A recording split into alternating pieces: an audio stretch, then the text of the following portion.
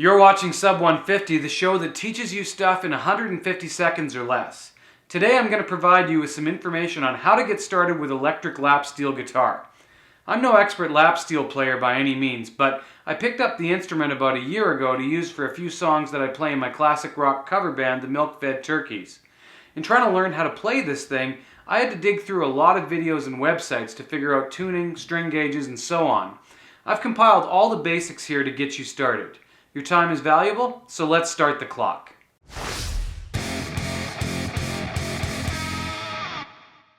If you don't already have one, you're going to need a lap steel guitar to start.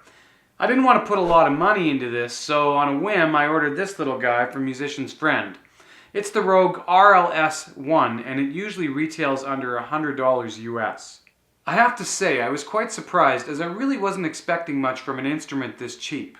Once I restrung it properly, the guitar stayed in tune and the sound coming from the single coil pickups sounded just fine through my amps. A set of thread-in legs come with this lap steel. They're very cheap and poorly made.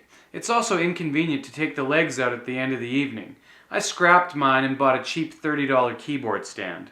If you buy this lap steel, you will want to restring it. I tuned mine in open G. The recommended gauges are 15 to 58. Strings in this gauge set are difficult to come by. My local music store didn't carry them, so I ended up piecing them together from several sets of strings. You'll also require a stainless steel slide bar.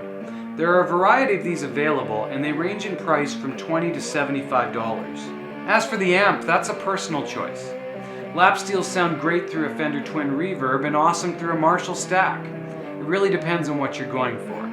If you're choosing to play in open G, the instrument is tuned D, G, D, G, B, D. I removed my low D string as I found I wasn't using it and it was getting in my way. Now my lowest string is the bass note of my chord, which is useful for guitar players when you're learning to play the instrument. In order to identify the chords on this open G tuned instrument, I cheated by labeling the fret positions with masking tape. Just remember that your open chord is G and it moves up half steps from there. To play a C major chord, for example, position your slide roughly in front of the fret. Use your ear to determine whether it's sharp or flat and adjust accordingly. To play a minor chord, such as E minor, position your slide at the bass note for the chord and play the bottom 4 strings, then slide down 3 half steps and play the highest 2 strings. Now I'm no expert on how to play this thing, so I won't go too far into technique, but I will show you that it's not too hard to get started. When you position your slide over a fret, you are voicing individual notes in a chord.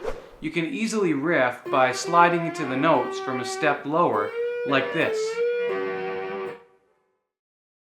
And that's your intro to lap steel guitar. If you have any questions, please leave them in the comments section and I'll get back to you.